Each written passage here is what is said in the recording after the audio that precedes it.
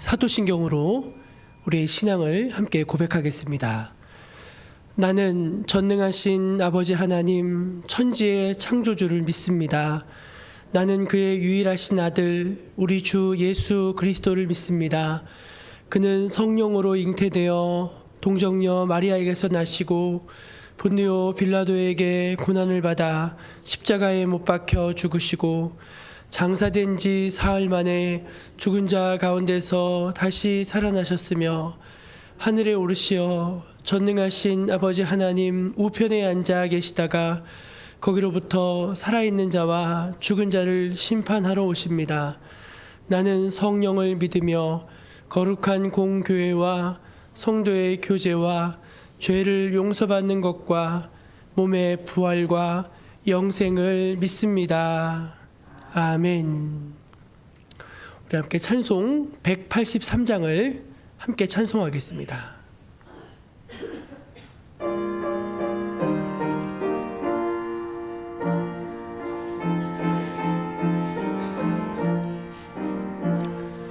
빈들의 마른 풀같이 시들은 나의 영혼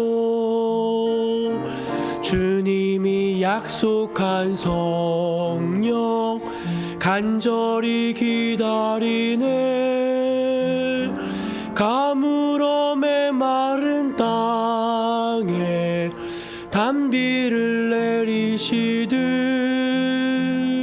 성령의 단비를 부어 새 생명 주옵소서. 반가운 빗소리 들려 산천이 춤을 추네.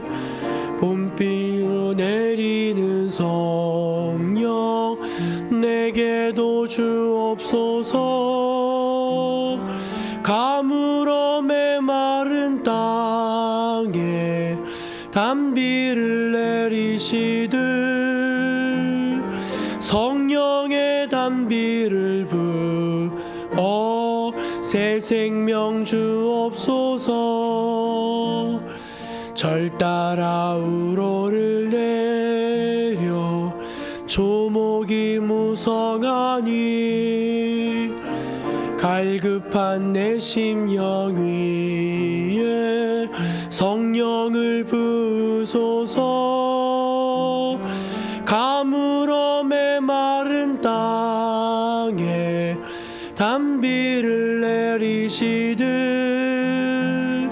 성령의 단비를 부어 새 생명 주옵소서.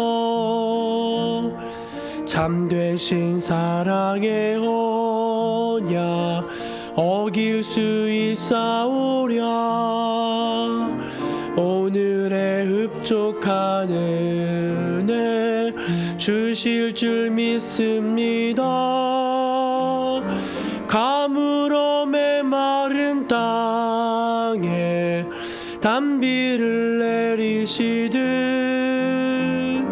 성령의 단비를 부어 새 생명 주옵소서. 아멘.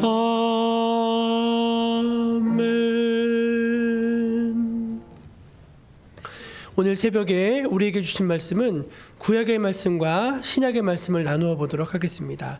구약 성경 에스겔 37장 9절 말씀입니다.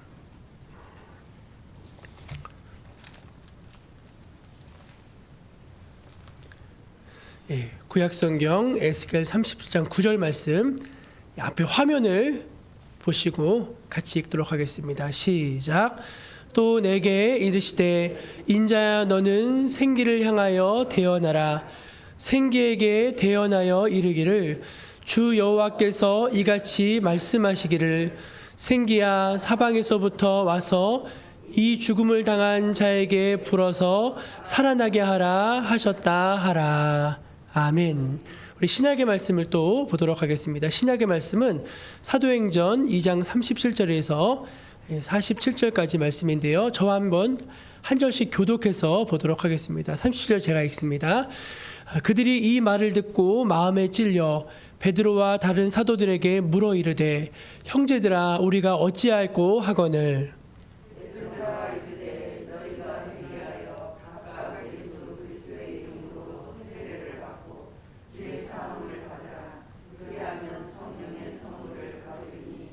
이 약속은 너희와 너희 자녀와 모든 먼데 사람 곧 주 우리 하나님이 얼마든지 부르시는 자들에게 하신 것이라 하고,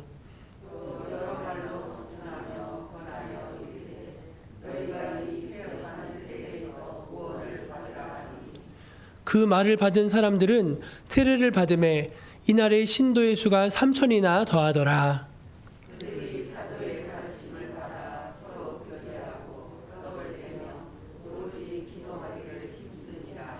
사람마다 두려워하는데 사도들로 말미암아 기사와 표적이 많이 나타나니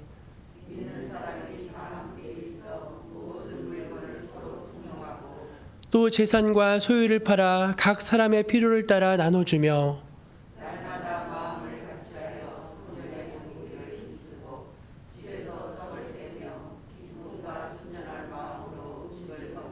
(47절) 같이 있습니다. 하나님을 찬미하며 또 온 백성에게 칭송을 받으니 주께서 구원받는 사람을 날마다 더하게 하시니라. 아멘. 오늘은 특별새벽기도의 마지막 날로 다시 살아나게 하라라는 제목으로 말씀의 은혜를 나누도록 하겠습니다. 화면을 보여주시고요. 이분은 영국의 유명한 설교자이고 신학자인 마틴 로이드 존스라고 하는 목사님이십니다. 조금 무섭게 생기기도 하신 것 같고, 로이드 존스 목사님은 원래 외과 의사였습니다. 의사였는데 하나님의 특별한 부르심을 받으셔서 목회자가 되셨어요. 정규 신학을 하지 않으셨는데도 정말로 이제 아주 탁월한 신학자시고 아주 너무너무 좋은 목사님이십니다. 이분이 쓴 책 가운데 부흥이라는 제목의 책이 있습니다. 이런 책인데 제목이 부흥이에요. 부흥. 이 책에서 이삭의 부흥에 대해서 이분이 언급하는 내용이 있는데 그 내용을 여러분들과 잠깐 나누고 싶습니다. 이삭은 블레셋 사람들이 파묻어 버린 아버지의 우물을 파는 데서부터 새 인생을 시작했습니다. 우물 속에는 분명 물이 있었습니다. 하지만 블레셋 사람들이 매운 쓰레기 때문에 더 이상 물이 나오지 않았습니다. 이때 이삭은 지혜롭게도 다른 곳에서 우물을 찾아다니지 않고 아버지 시대에 파놨던 우물을 다시 팠습니다. 그러자 거기서 물이 쏟아져 나왔습니다. 우리의 부흥도 마찬가지입니다. 기독교 역사상 부흥의 비결은 언제나 동일했습니다. 그것은 하나님의 말씀이 되살아났을 때, 기도했을 때 부흥이 일어났습니다. 성도들 사이에 회개 운동이 벌어졌을 때 부흥했습니다. 오늘날 21세기의 부흥도 마찬가지입니다. 하나님의 말씀이 왕성히 선포될 때, 또 우리가 전심으로 기도할 때, 하나님의 백성들이 죄를 토설하며 자복할 때 부흥은 찾아옵니다. 제가 이 글을 읽으면서 여러분처럼 아멘했습니다. 정말로 아멘했습니다. 여러분 참으로 그렇지 않습니까? 오늘 저희가 읽은 이 사도행전의 말씀은요, 초대교회의 부흥의 모습을 여과없이 우리에게 보여주고 있습니다. 이것은 부흥의 오리지널 원형이라고 할 수 있는 것입니다. 여러분, 초대교회는 어떻게 부흥해 갔습니까? 세 가지를 말씀드릴 수 있는데, 첫째, 초대교회는 말씀을 들을 때 마음에 찔림이 있다고 했습니다. 혹시 37절 말씀 성경에서, 아니 그거 말고요, 그냥 우리 말씀에서 한번 찾아볼게요. 37절 사도행전 2장 37절 한번 띄워줄 수 있으시면 띄워주시고요. 사도행전 2장 37절. 그러면 못 띄우시나요? 네. 사도행전 이 말씀을 같이 읽어보면 좋을 것 같아서요. 37절 말씀입니다. 37절 같이 읽을까요? 시작. 그들이 이 말을 듣고 마음에 찔려 베드로와 다른 사도들에게 물어 이르되 형제들아 우리가 어찌할꼬 하니. 아멘. 아멘. 형제들아 우리가 어찌할꼬. 그러니까 말씀을 들을 때 마음에 찔림이 있어가지고 아유 어떻게 하나 이제 그 마음이 있었다는 것입니다.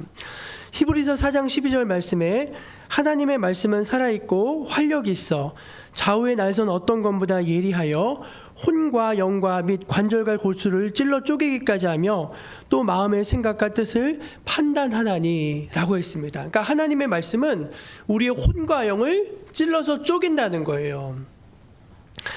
여러분 우리가 말씀을 들을 때 우리 마음에 찔려야 합니다. 아파야 합니다. 괴로워야 합니다. 여러분 그거는 정상적인 반응입니다. 내가 말씀을 듣는데 어떤 아무런 마음에 찔림이 없다? 혹은 그 어떤 찔림이 아니라 마음에 어떤 원망과 분노라는 감정이 막 용솟음친다? 그건 여러분 잘못된 것입니다. 여러분 우리가 말씀에 반응한다는 것은 무엇인가? 아니 누가 하나님 말씀 앞에서 깨끗하고 온전한 사람이 누가 있겠어요?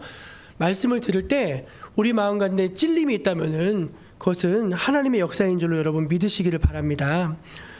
그들은 첫째 말씀을 들었을 때 그 마음에 찔림이 있었고, 두 번째는 무엇인가 하면은 사도들을 찾아가서 어떻게 해야 하는지 물었다는 것입니다. 그 말씀에 보시면은 베드로와 다른 사도들에게 물어 이르되 형제들아 우리가 어찌할꼬 하면서 사도들에게 물었다는 기록이 있습니다. 그들은 사도들을 찾아갔습니다. 그것은 사도들을 신뢰했다는 것입니다. 내가 이러이러한 문제가 있는데 이러이러한 죄가 있는데 어떻게 해야 됩니까? 그것을 사도들과 상담했다는 것입니다. 사람들은 자신의 문제가 드러나는 것을 원하지 않습니다. 자신의 죄가 밝혀지는 것을 원하지 않습니다. 그런데 여러분 드러나지 않으면은 감추어져 있으면은 그것은 영원한 죄인 것입니다. 영원한 문제인 것입니다. 하나님은 우리의 죄와 우리의 문제를 어떻게 해결하시고 치유하시는가? 그것들을 드러내시고 밝히십니다. 그때 비로소 빛 가운데 드러나는 것마다 다 빛으로 나올 수가 있는 것입니다. 그러니까 이들은 문제를 감추지 않고 말씀을 듣고 마음이 찔렸을 때 그걸 가지고 사도들 앞에 나와서 고백을 한 거예요. 내가 이런 문제가 있습니다. 내가 이러한 죄가 있습니다. 상담을 받았던 것입니다. 그런데 현대교회의 많은 성도들은요, 주일날 말씀을 듣는 것으로 만족해합니다. 그것을 가지고 목회자들에게 나와서 상담하지 않습니다. 고민해야 하지 않습니다. 풀어놓지 않습니다. 그냥 혼자만의 고민인 것입니다. 물론 자신의 죄와 자신의 문제를 고백한다는 것은 쉬운 것이 아닙니다. 그러나 그 고백에서부터 모든 문제를 푸는 실마리가 시작된다는 사실을 저 여러분은 기억해야 할 것입니다. 세 번째, 그들은 이 말을 받았다고 했습니다. 41절 말씀인데요. 우리 성경을 보면서 한번 같이 이 말씀을 읽어보면 좋겠습니다. 41절입니다. 시작. 그 말을 받은 사람들은 세례를 받음에 이날의 신도의 수가 3,000이나 더하더라. 아멘. 여러분, 그 전에 보면은 이제 베드로가 자신의 그 찔림을 받고 내가 이거 어떻게 하면 좋겠습니까? 라고 자기에게 물으러 나왔던 사람들에게 뭐라고 이야기했는지가 38절부터 언급이 됩니다. 제가 읽어드릴게요. 베드로가 이렇게 말해주는 거예요. 너희가 회개하여 각각 예수 그리스도의 이름으로 세례를 받고 죄사함을 받으라. 그리하면 성령을 선물로 받으리니 이 약속은 너희와 너희 자녀와 모든 먼데 사람 곧 주 우리 하나님이 얼마든지 부르시는 자들에게 하신 것이라 하고, 또 여러 말로 확증함에 권하여 이르되 너희가 이 패역한 세대에서 구원을 받으라. 여러분 저를 보십시오. 회개하면은 하나님이 용서해 주신다. 용서해 주실 뿐만 아니라 성령을 선물로 주신다. 이것은 하나님의 약속이다. 그리고 이 약속은 우리뿐만 아니라 모든 먼 데에 있는 사람들, 이방인들에게도 다 동일하게 하나님께서 주신 약속이다. 근데 그 약속을 딱 선포하니까 사람들이 그 약속을 아멘하고 받았다는 거예요. 여러분, 사람들은요, 이 말씀이 선포되어지면은 튕겨냅니다. 받아들이지 않아요. 받아들이는 척 하면서 흘려보냅니다. 받아들인다는 건 뭐냐면은 내 마음속에 모시는 거예요. 그리고 모시고서 그 말씀대로 실천을 하는 것입니다. 실천하면은 거기서부터 하나님의 역사가 나타나는 거예요. 근데 그 실천할 수 있는 원동력이 뭐냐? 일단은 그 하나님의 약속을 받아들이는 거예요. 업세트 받아들이는 거라고요. 사랑하는 여러분, 이거 외에는 다른 부흥의 길이 또 있을까요? 없습니다. 초대교회부터 1907년 평양 대부흥운동, 웨일즈 부흥운동, 아주사 부흥운동, 역사상 이 땅에 있었던 모든 영적인 부흥운동에는 이 초대교회의 원리가 동일하게 적용된 줄로 믿습니다. 여러분, 오늘 우리는 2021년을 시작하면서 일주일간 특별 새벽 기도회를 함께 진행했습니다. 우리는 가정을 위해 기도했고, 교회를 위해 기도했고, 선교를 위해 기도했고, 나라를 위해 기도했고, 코로나 극복을 위해서 기도했습니다. 이제 우리는 우리 자신의 부흥을 위해서 기도해야 할 줄로 믿습니다. 여러분, 부흥을 뜻하는 영어 단어가 리바이벌입니다. 리바이벌이 무슨 뜻인가? 다시 살아난다는 뜻입니다. 우리 에스겔 말씀 한번 같이 띄워주시죠. 다시 읽겠어요. 다시 읽을게요. 시작. 또 내게 이르시되 인자야 너는 생기를 향하여 대언하라. 생기에게 대언하여 이르기를 주 여호와께서 이같이 말씀하시기를 생기야 사방에서부터 와서 이 죽음을 당한 자에게 붙어서 살아나게 하라 하셨다 하라. 아멘. 여러분, 죽었어요. 분명히 처음엔 살아있었는데 다 죽었어요. 다 메마른 뼈다구 같이 됐어요. 그런데 에스겔을 통해서 뭐라고 말씀하시냐면은 이 뼈다구들로 다시 살아나게 하라는 거예요. 다시 살아나게 하라는 거. 오늘 저와 여러분이 같이 함께 기도하면서 우리 영혼이 다시 불이 붙고 다시 살아나야 할 줄로 믿습니다.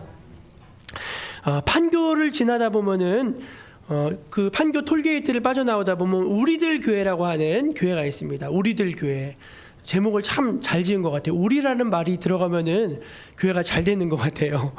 근데 거기 가면은 항상 교회에 큰 메시지를 하나씩 써놔요. 그 메시지가 항상 바뀌거든요.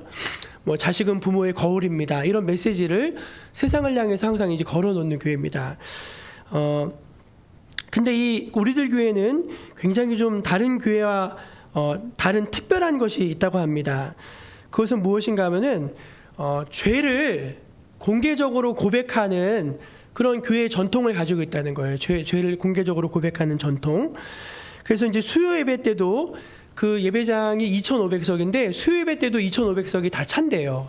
수요 예배인데도. 그런데 수요 예배 때도 대표 기도를 하는데 대표 기도자가 나와서 대표 기도를 하는데 우리가 드리는 그런 일상적인 대표 기도가 아닙니다. 제가 이제 소개를 해드리면 이제 예를 들면 이런 겁니다. 대표 기도자가 나와가지고 기도를 하는데 자기 아들이 혼전 임신을 시킨 거를 고백을 하는 거예요. 우리 아들이 아직 결혼도 하지 않았는데 혼전 임신을 하게 됐습니다. 그리고 당신의 남편이 불륜을 저질렀던 것에 대해서 고백을 합니다. 우리 남편이 이런 죄를 지었습니다. 이런 불륜을 저지른 적이 있습니다. 그러면서 이어서 자신의 회개로 돌아가는 거예요. 저는 모태신앙이었지만 가증한 신앙생활을 했던 것을 하나님 앞에 고백합니다. 용서해 주십시오. 이 사건들로 말미암아 이것이 우리에게 불행이 되는 것이 아니라 오히려 축복임을 깨닫게 해주시고 우리 가정이 힘든 환경에서도 주님을 본받아 우리 가정을 지키게 하여 주옵소서라면서 울면서 대표 기도를 하는 거예요. 우리는 대표 기도를 하면은 그냥 회중을 대표해서 좀 뭐랄까 약간 피상적인 기도를 하잖아요. 근데 한 사람이 나와가지고 그 죄를 자기의 죄, 우리 가정의 죄를 고백하면서 기도를 하는 거예요. 그러면은 그 죄를 들으면서 다른 모든 회중들도 어떤 마음이 드냐면은 나에게도 저런 죄가 있는데 우리 가정에도 저런 아픔이 있는데 하면서 같이 아파하고 그 대표 기도가 우리 모두의 기도가 같이 되어지는 것입니다. 그리고 이제 목사님이 설교를 하시고 설교 마친 다음엔 잠깐 기도회가 있는데 기도 제목들이 올라옵니다. 기도 제목이 이런 것들이 올라온대요. 목회자인 아버지가 이단에 빠졌습니다. 우리 어머니가 자살했습니다 하면서 한 청년의 기도 제목이 올라왔습니다. 아들 결혼식을 앞두고 남편이 집을 나가서 이혼의 위기에 처해 있습니다. 기도해 주십시오.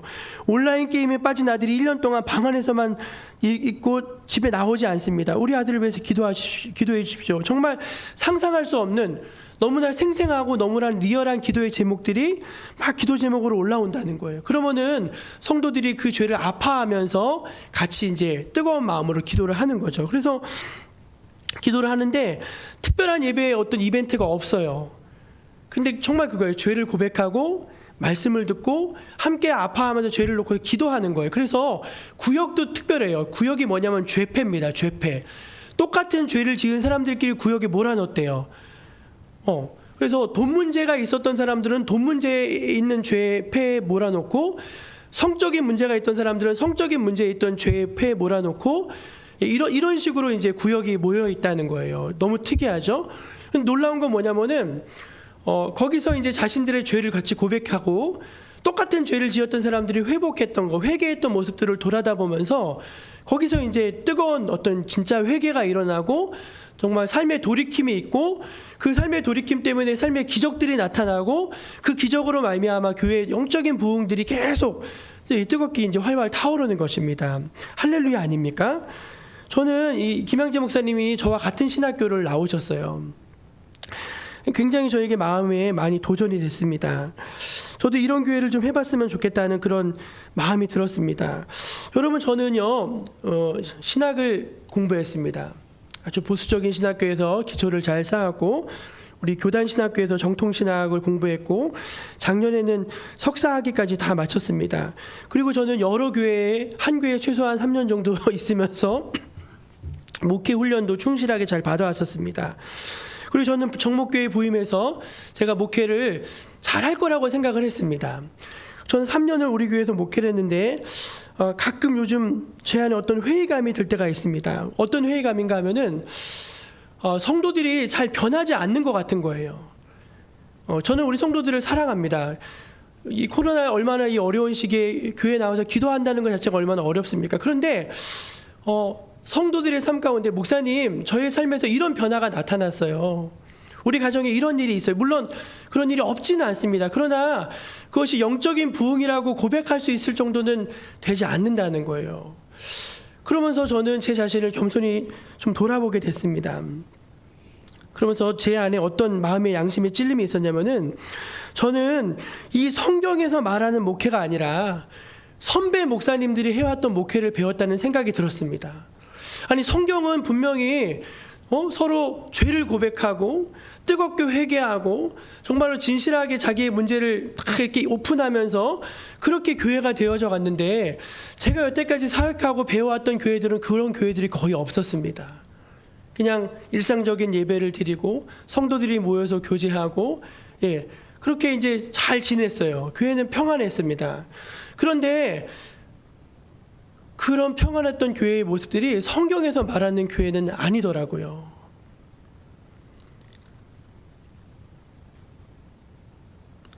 성경에서 나오는 게 진짜인데, 성경에서 말하는 게 오리지널이고 원형인데 왠지 그렇게는 안 될 것 같은 거예요. 정말로 그렇게 교회가 될까? 정말로 성도들이 그렇게 자기의 죄를 아파하고 회개할까? 정말로 그렇게 리얼한 그런 교회가 될 수 있을까? 나도 안 되는데, 그거는 나도 힘든데. 그러면서 슬슬 피해 왔다는 그런 생각이 제 안에 문득문득 계속 찾아왔습니다. 저 여러분께도 한번 물어보고 싶습니다. 오늘 이 방송에 함께하고 있는 여러분들에게도 물어보고 싶습니다. 혹시 여러분 안에는 저와 같은 후회가 없으십니까? 이상하다. 나 교회는 오래 다녔는데, 나는 신앙생활 한다고 했는데 지금 나의 삶이 부흥인가? 나의 삶이 진짠가? 나는 지금 오늘 밤 죽어서도 하나님 만날 때 정말 당당하게 하나님 만날 수 있을까? 혹시 내 안에 해결되지 않은 어떤 그런 깊은 죄의 문제가 있지 않나?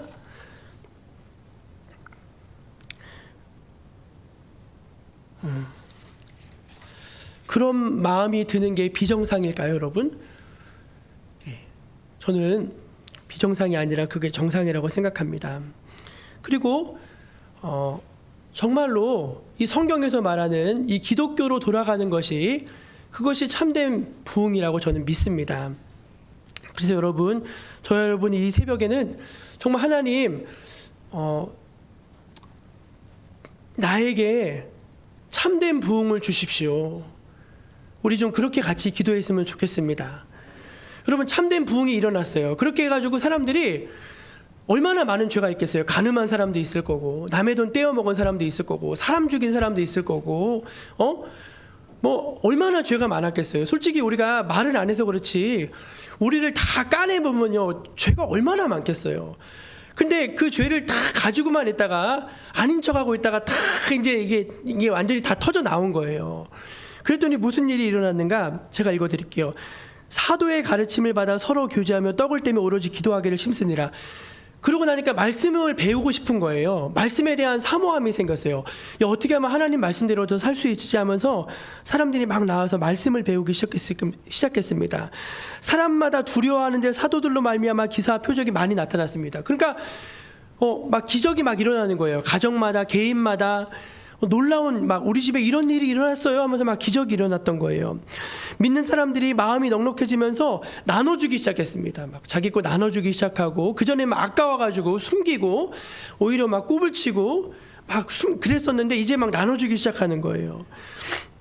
날마다 같이 성전에 모여서 기도하기를 힘쓰고 전에는 기도한다 그러면 안 왔어요. 힘들어가지고 기도가 힘드니까 하기 싫으니까 기도하는 자리는 다 피해 다녔어요. 이리 피해 다니고 저리 피해 다니고 다 피해 다녔어요. 혼자 예수 잘 믿는 척 했지만 속으로는 가짜예요. 하나도 안 믿었어요. 그랬는데 날마다 마음을 같이 해서 성전에 모이기를 힘쓰고 막 집에서 떡을 가져와서 같이 떡을 떼고 순전한 마음으로 음식을 나눠 먹고 하나님을 찬미하고 사람들에게 칭찬을 받았대요. 그전에는 아이고 저거 교회 다니는데 막 아이고 하면서 온 동네 사람들 욕을 다 먹었는데 야, 저 진짜로 바뀌었네. 저거 진짜로 변했네 하면서 사람들에게 칭송을 받았는데 그 마지막에 뭐라고 써 있냐면은 하나님께서 구원받는 사람을 날마다 더하게 하셨다. 그렇게 써져 있습니다. 여러분, 이게 정상이 아닐까요? 이게 정상이죠. 저는 솔직히 이제 신년인데 뭔가를 해야 되는데 아무것도 할 수 있는 게 없더라고요. 솔직히 제가 솔직히 말씀드려요. 정말로 코로나인데 우리 모여서 성경 통독을 합시다. 뭘 합시다. 할 수 있는 게 아무것도 없는 거예요. 그래서 기도라도 하자 해서 특별 새벽 기도를 하게 된 거예요. 정말 부끄러운 저의 고백입니다. 그런데 제가 이 6일 동안 신년 새벽 기도회를 인도해 가면서 하나님이 제게 말씀을 하시기 시작했어요. 야, 진짜가 아닌 거는 다 가짜다.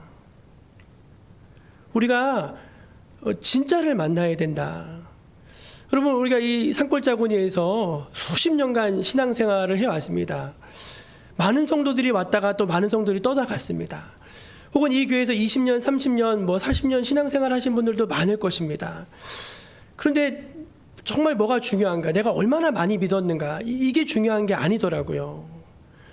여러분, 우리가 정말 살아있는 신앙생활, 살리는 신앙생활 하지 않으면 그거는 가짜더라고요. 오늘 말씀이 그걸 얘기하는 거 아닙니까? 다시 살아나게 해라. 다시 살아나게 해라. 살았는 것 같았는데 실상은 죽어 있다는 거예요. 그러니까 다시 살아나게 해라. 여러분, 저희는 다시 살아나야 할 줄로 믿습니다. 그리고 다시 살아날 수 있는 줄로 믿습니다. 어떻게 합니까? 성경대로 하면 되는 거예요. 성경대로. 저는 비겁했습니다. 잘못을 잘못이라고 말하지 않고 죄를 죄라고 말하지 않고 그냥 슬쩍 피해가려고 했습니다. 성도들이 혹시 그런 말을 했을 때 상처받지 않을까? 그런 걸 지적했을 때 교회를 떠나지 않을까? 성경대로 말했을 때 오히려 받아들이기보다는 거절하고 튕겨나가지 않을까? 그런 염려가 솔직히 제 안에 있었습니다. 왜? 우리 선배들도 다 그렇게 했거든요. 혹시 그런 거 얘기했는데 그런데 교회 안 나오면 어떻게 해? 그래도 안 나오는 것보다 나오는 게 낫지. 그래서 말해주고 싶은데 말하지 못하고 아닌데 아니라고 하지 못했던 것들이 너무나 많았습니다. 사랑하는 여러분, 이제 말씀 앞에 우리 자신을 겸손하게 좀 비추어 보십시다. 말씀 앞에 우리 자신을 좀 겸손하게 비추어 보십시다. 여러분, 만약에 저는 그런 생각이 들었습니다. 가짜로 목회를 하다가 제가 죽었습니다. 그거는 정말 생각하기도 싫은 일이더라고요. 제가 정목교회 와서 이제 3년 차를 마치고 4년 차로 이제 접어들었는데, 하나님, 제가 정목교회 와서 목회를 하는데 우리 교회 담임 목사님은 하나님이시고 저는 부목사처럼 그렇게 일을 하겠다고 했는데 3년이라는 세월을 지내놓고 보니까 제 안에 그런 마음이 있는 거예요. 내가 지금 뭐 하고 있지? 그냥 적당히 여기서 안일하게 이렇게 지내다가 그냥 성도님들 잘 이렇게 해드리고 위로해드리고 격려해드리고 세워드리고 이렇게 하다가 때가 되면은 뭐 또 좋은데 나면은 더 좋은데, 더 큰데, 더 많이 주는데 이런 데 나서 오라 그러면 아유 감사합니다 그러면 하면서 막 가면 되는 건가? 그건 아닌 것 같더라고요. 그건 너무나 비겁한 짓이에요.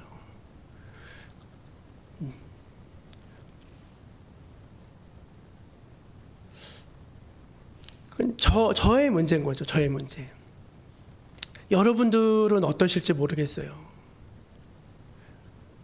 내 가족이 구원이 없어요. 내 남편에게 구원이 없어요. 내 자녀에게 지금 구원이 없어요. 그리고 어떨 때는 나에게 구원이 없는 것 같아요. 그런데도 아무런 내 안에 어떤 그게 없는 거예요.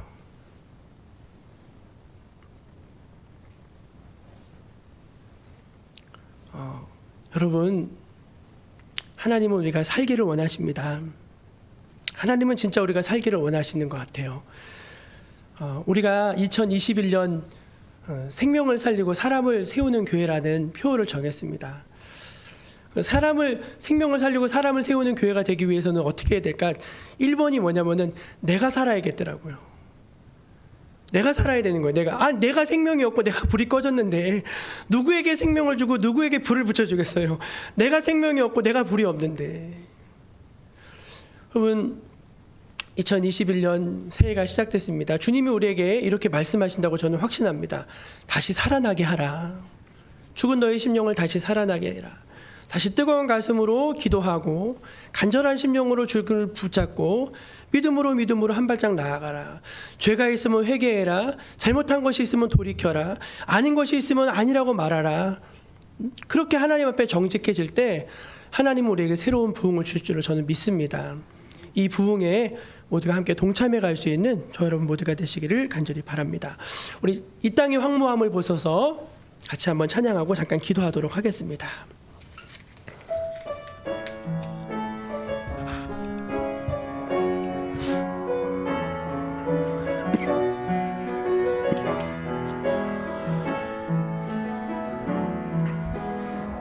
이 땅의 황무함을 보소서. 하늘의 하나님 긍휼을 베푸시는 주여, 우리의 죄악 용서하소서. 이 땅 고쳐 주소서. 이제 우리 모두 하나 되어 이 땅에 무너진 기초를 다시 쌓을 때 우리의 우상들을 태우신 성령의 불 임하소서. 부흥의 불길 타오르게 하소서. 진리의 말씀 이 땅 새롭게 하소서. 은혜의 강물 흐르게 하소서. 성령의 바람 이제 불어와. 오 주의 영광 가득한 새날 주소서. 오 주님 나라 이 땅에 임하소서. 우리 불 꺼주시고요. 우리 함께 같이 기도하기를 원합니다. 우리 각자가 영적인 나태함들, 어떤 영적인 안일주의를 다 벗어야 되겠습니다. 적당히 신앙생활하는 것은 편한 신앙생활일지 모르지만 그것은 하나님의 영광을 가리는 것이고 또 자신에게도 은혜와 또 복이 되어지지 않습니다. 우리가 회개할 때 하늘에서 하나님이 기뻐하시고 또 천사들이 기뻐할 것입니다. 하나님 모든 우리 안에 그런 영적인 나태함들, 어떤 영적인 안일주의를 다 벗어버리게 하시고 다시 성령의 기운으로 말미암아, 성령의 은혜로 말미암아 살아나는 은혜를 더하여 주옵소서. 또 부흥은 부흥을 위해 새로운 것을 하는 것이 아닌 가장 기본적인 것들을 하게 하여 주옵소서. 기도하게 하여 주시고 하나님 앞에 금식하게 하여 주시고 또 온전한 예배 올려드리게 하여 주시고 또 헌신할 수 있게 하여 주옵소서. 주님 아버지, 이것을 행할 수 있는 믿음을 더해 주옵소서. 같이 기도하면 좋겠습니다. 세 번째 기도 제목, 우리 교회가 부흥하고 한국 교회가 부흥하고 세계 교회가 다시 부흥하게 하여 주옵소서. 코로나로 인해서 교회가 무너지고 사라지고 하는 것이 아니라 오히려 더 영적인 부흥의 기회를 삼아서 다시 일어날 수 있게 하여 주옵소서. 우리 주여 한번 부르짖고 통성으로 같이 기도하며 나아가겠습니다. 주여, 하나님 아버지, 회개합니다. 하나님, 성경에서 말하는 목회가 아니라 성경에서 예수님이 사람들에게 전하신 메시지가 아니라 그저 주여 인간적인 메시지를 전했던 것을 주여 회개합니다. 하나님, 죄라고 인정하지 않고 적당한 안일주의로 주여 타협하면서 그렇게 주여 목회했던 것을 하나님 앞에 회개합니다. 하나님, 저 자신부터가 하나님 앞에 온전하게 회개하지 않고 주님 그렇게 교인들을 속여가면서 그렇게 했던 것들을 하나님 앞에 회개합니다. 주님 너무나 하나님 앞에 이것이 큰 잘못임을 주여 회개합니다. 가슴 아파해야 될 때 주여 가슴 아파하지 않았습니다. 진실해야 될 때 주여 진실하지 않았습니다. 솔직해야 할 때 솔직하지 않았습니다. 죄를 고백해야 될 때 고백하지 않았습니다. 하나님 그렇게 적당하게 그렇게 모든 게 좋은 게 좋은 대로 그렇게 신앙생활했습니다. 하나님 이 죄를 하나님 앞에 회개합니다. 하나님 그렇게 회개합니다. 그래서 저희 마음 가운데는 영적인 기름 부으심이 없었습니다. 우리들의 마음 가운데는 주여 영적인 기름 부으심이 없었습니다. 정말 죄가 있는데도 죄를 회개하지 않았습니다. 잘못이 있는데도 잘못을 그대로 가지고 살았습니다. 하나님 그래서 우리 안에 하나님이 주시는 감격이 없었고 그래서 우리 안에 주시는 그런 하나님의 영적인 부흥이 없었습니다. 그런 것들을 알고 있었지만 주여 실천하지 않았습니다. 알고 있었지만 주님의 어렴풋이 알고 있었지만 주여 하나님 앞에 결단하지 않았습니다. 끊어내지 못했습니다. 그래서 오늘 이 시간까지 저희는 여기 이렇게 와 있습니다. 하나님 그러나 이제는 이것을 끊어내야 되겠습니다. 주님 죄를 죄라고 말할 수 있어야 되겠습니다. 주여 거짓을 거짓이라 말할 수 있어야 되겠습니다. 음란을 음란이라 말할 수 있어야 되겠습니다. 아픔을 아픔이라 말할 수 있어야 되겠습니다. 아닌 것을 아닌 것이라 말할 수 있어야 되겠습니다. 그러나 성령의 약속을 믿습니다. 우리가 죄를 회개하고 하나님 아버지 앞에 죄를 회개하고 돌이킬 때 주시는 놀라운 은혜가 있을 줄로 믿습니다. 하나님의 성령을 선물로 주신다고 약속하셨습니다. 성령의 선물이 있다고 말씀하셨습니다. 하나님 새로운 삶을 주시겠다고 약속하셨습니다. 하나님 저희는 이 약속을 믿습니다. 약속을 믿음으로 하나님 앞에 정직해지기를 원합니다. 하나님 앞에 진실해지기를 원합니다. 하나님 앞에 새롭게 되어지기를 원합니다. 모든 거짓과 술수 주여 헛된 마음들을 다 내어버리고 하나님 앞에 영적으로 새롭게 되어지는 새로운 부흥의 역사가 우리 가운데 일어나게 하여 주시기를 간절히 기도합니다. 하나님 악한 마귀가 우리 마음을 주여 사로잡아 놓고 있습니다. 적당히 신앙생활하라고 합니다. 아닌 것과 타협하라고 합니다. 주님 그렇게 신앙생활에서는 그렇게 예수를 믿어가지고서는 그렇게 주님을 섬겨가지고서는 우리 안에 새로운 역사는 일어날 수 없습니다. 주님 아버지 철저하게 회개합니다. 철저하게 우리 잘못을 돌이킵니다. 철저하게 하나님 앞에 새롭게 시작하기를 주여 간절히 원합니다. 하나님 날마다 떡을 떼며 말씀을 배우고 모이기를 힘쓰고 기도하면서 주여 성도의 교제를 나누고 성도의 은혜를 나누는 그런 초대교회 같은 아름다운 신앙의 역사가 우리 정목교회 가운데 일어나기를 주여 간절히 원합니다. 먼저는 나의 영혼 가운데 일어나기를 원합니다. 나의 영혼이 살기를 원합니다. 내가 새롭게 되어지기를 원합니다. 내가 변화받게 되기를 원합니다. 하나님 아버지여 이루어 주시옵소서. 주님 아버지 우리를 새롭게 하여 주옵소서. 기도를 멈추지 말라 말씀하시는 분 하나님 아버지 이제 모든 것들을 역전시키시는 하나님 하나님 아버지의 은혜를 바라다 보면서 오늘 이 새벽 저희가 간절한 기도의 부르짖음으로 주님 앞에 나아갑니다. 주님 앞에 나아갑니다. 주님이여 우리 죄를 용서해 주옵소서. 우리의 가늠죄를 용서해 주옵소서. 우리의 도둑질을 지어 용서해 주옵소서. 우리의 거짓말을 지어 용서해 주시옵소서. 하나님 아버지 우리의 그런 교활함을 우리 용서해 주시옵소서. 하나님 우리의 그런 자기를 기만하고 속이는 죄를 용서해 주옵소서. 모든 탐욕을 용서해 주옵소서. 주님 아버지 저희를 불쌍히 여겨주시고 부흥의 역사를 허락하여 주시옵소서. 주님 저희를 불쌍히 여겨주시옵소서. 주님 저희를 불쌍히 여겨주시옵소서.